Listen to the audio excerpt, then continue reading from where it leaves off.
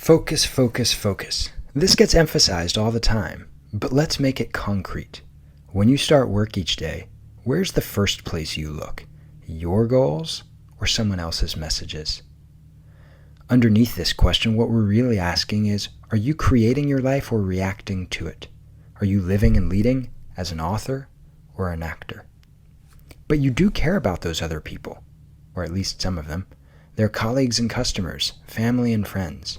How can you collaborate with them responsively without forsaking your goals and becoming just an actor in their story? Authors run a different operating system. They constantly check in with themselves. Where is my attention? What matters most? What's driving me? Am I driving towards what I want or away from what I don't? And who's in the driver's seat here anyway? Authors drive from presence towards purpose, responding to what's in front of them in service of their desired results. Actors are driven by fear, away from problems, reacting with outdated habits to avoid discomfort and uncertainty.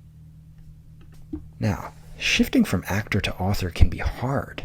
This is in large part because for a long time in our history, acting made sense. Life and work were fairly similar year after year. People learned a role from others. Acting in line with their tribe, guild, or firm's norms meant survival through belonging. Over time, the goal became to minimize or control change, not adapt to or shape it. But then the world started changing faster and faster. In a rapidly changing world, who defines what to do next each day? What new role to play? High-growth organizations can intensify the challenge, with roles needing to change every few months. Volatility and uncertainty is the norm, and fires cropping up constantly. Leading a team and reacting with the habits that once helped actors get things done themselves now limits their attention.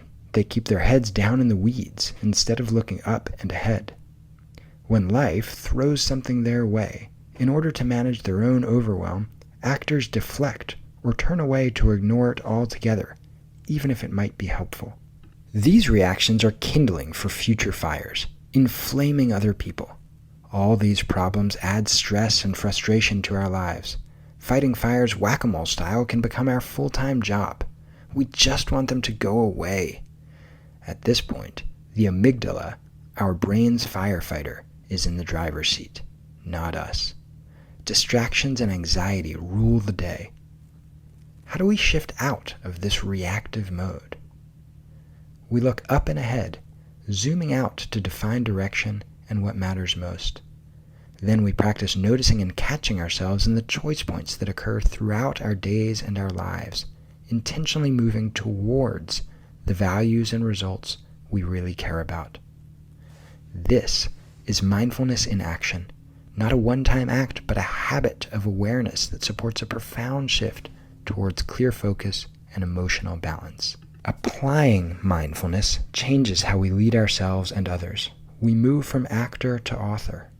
In this aware mode, we start to see just how much our team's level of clarity, focus, and balance will mirror our own. That may sound compelling, but awareness and the author mindset alone are not enough. We need more than just a strong inner game. That's why, in the Applied Mindfulness Program, we support leaders in building out individual operating systems that help them create space in their lives and shift to author mode. Our operating system is a set of 4 habits, 4 tools, and 4 mindsets that free our focus to systematically assess and attend to what matters most. We call these attention-liberating habits and tools because they free us up to catch whatever comes our way, then clarify how to respond to it in order to create the outcomes we desire.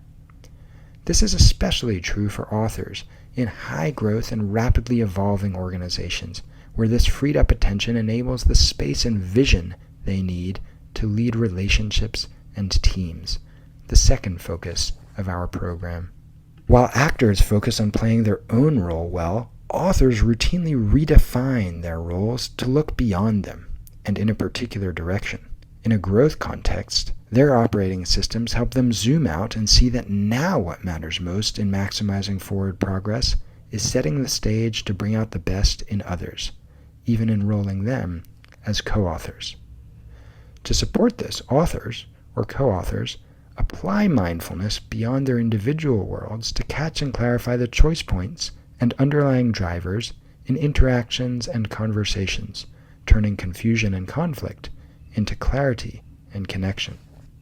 In this mode, it's not that we're always perfectly centered and focused. Rather, we catch ourselves being reactors in someone else's conversational script or reactors directed by our own strong emotions, and we shift those emotions, especially fear and anger, from the driver's seat to the passenger seat, reclaiming our authority, our ability to lead interactions, relationships, and teams towards the values and results we all care about. Authors lead in a way that people want to join. So what's driving you? Limiting habits or liberating ones? Do you want to live and lead as an actor or an author? For more on our 6-month cohorts for startup founders and executives, visit ampleadership.com.